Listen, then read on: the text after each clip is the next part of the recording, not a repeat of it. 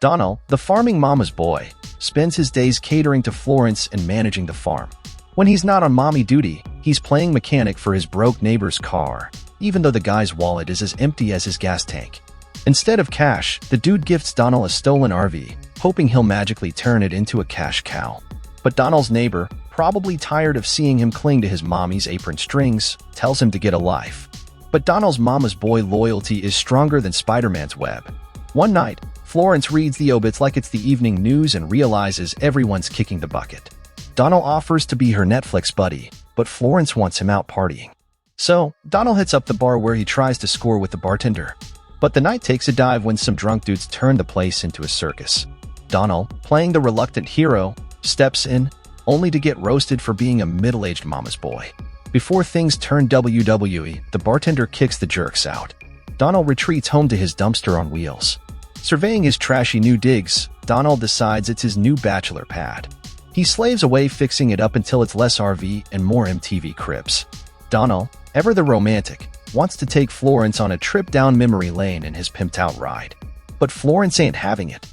So, she tries to buy his forgiveness with a six-pack, and Donald, being the classy gent he is, drinks himself to sleep.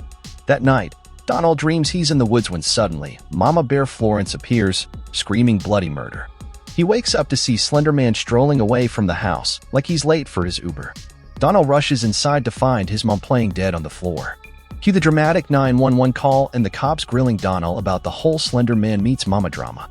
Donald tells the police about the two men leaving his house, but the officers start giving him a hard time. Some days later, they hold a ceremony to remember Florence, Donald's mother. Only a few people attend, including his Uncle Amen. A few days after the ceremony, Donald spots a car speeding away from his home. The next night, while cleaning his mother's room, he hears a noise from the barn.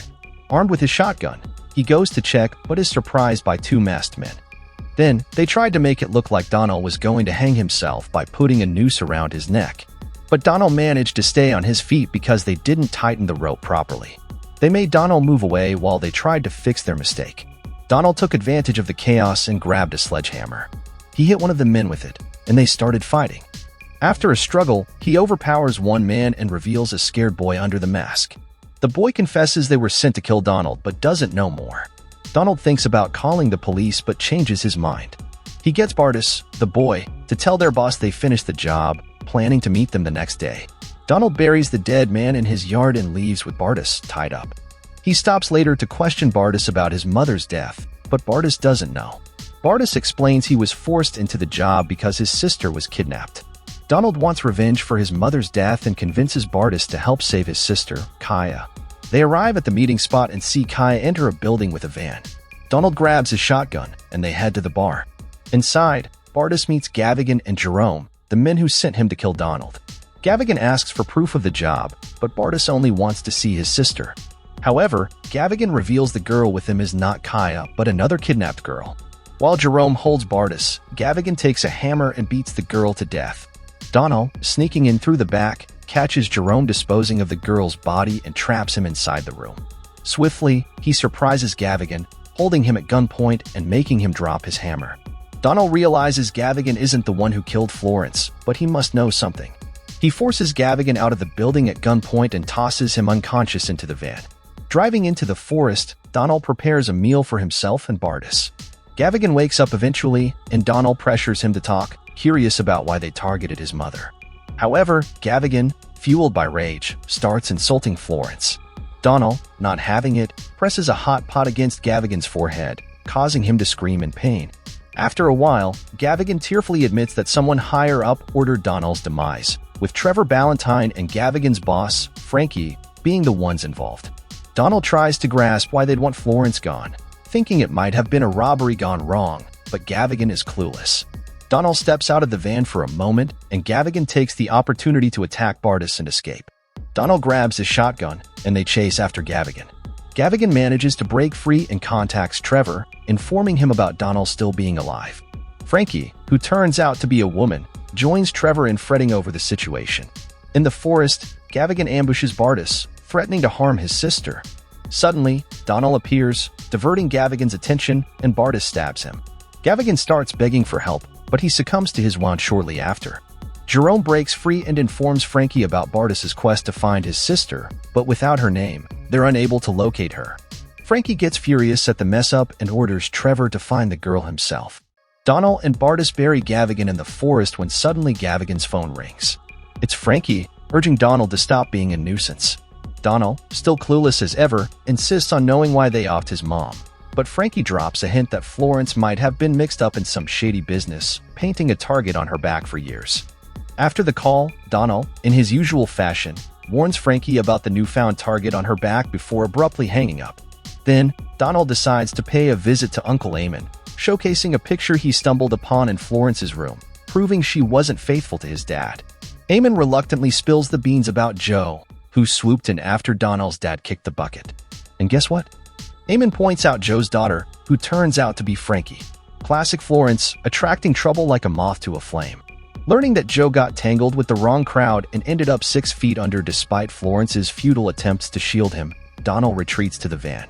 Bartis, his trusty sidekick, digs up dirt on Joe, uncovering his shady dealings in political murder plots.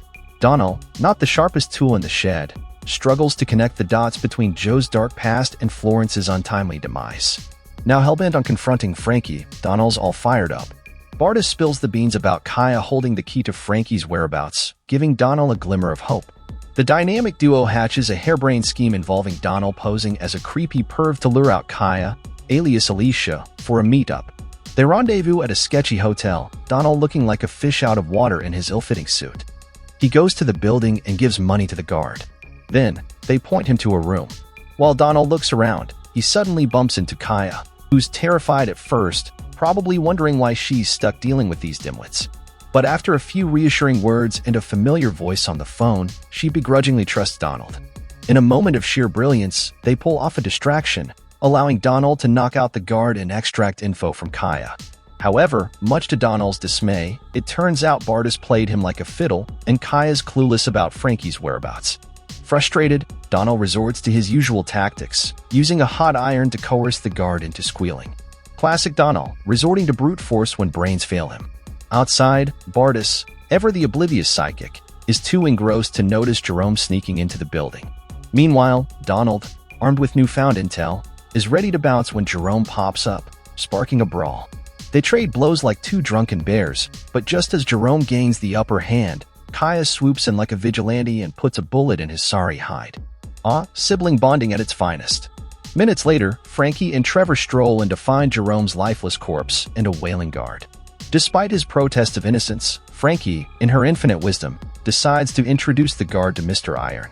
Donald gets better, and they go to the place the guard told them about. They wait outside to watch.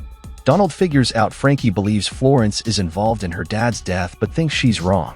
He sees Trevor leaving and follows him to Frankie's house. He sees them talking. Donald grabs his gun to stop them, but then he sees Frankie's daughter with her, so he changes his mind.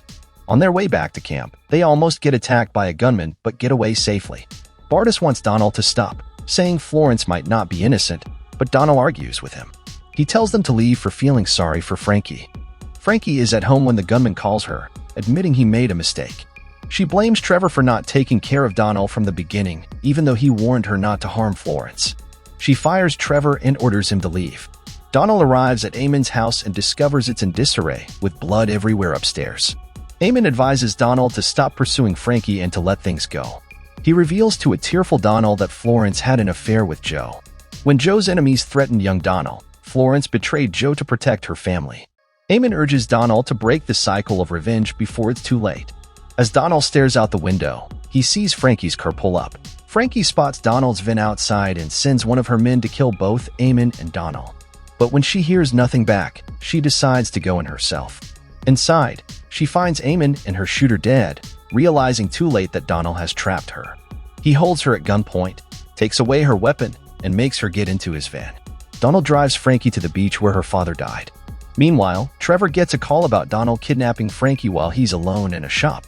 Bartis and Kaya find a room to rest, but Bartis worries about Donald and goes out to look for him. He goes to Eamon's house with a gun and finds Trevor there, asking calmly for Frankie.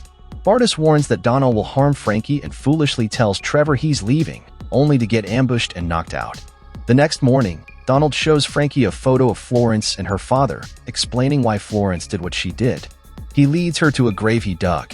Meanwhile, Frankie explains that someone shot her father before his enemies could finish him off. She says it was Florence. Donald doesn't believe it until Frankie tells him she talked to Florence before she died. In truth, Florence loved Joe a lot, even more than her own family. But when Joe wouldn't leave his family for her and tried to end their relationship, Florence shot him because she was jealous. Then she called Leo to cover it up. Donald hesitates when he hears this and struggles to shoot Frankie. Frankie reminds him of the daughter she'll leave behind, and Donald can't bring himself to kill her. As he walks away, Frankie attacks him with the shovel he used to dig her grave.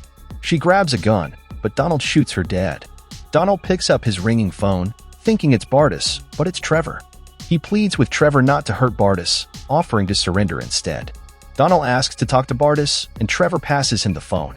Bartis barely gets to say goodbye before Trevor shoots him. He tells Donald to come get him. The movie ends with Donald standing on the beach, shocked and angry. Remember to subscribe and turn on notifications to watch more.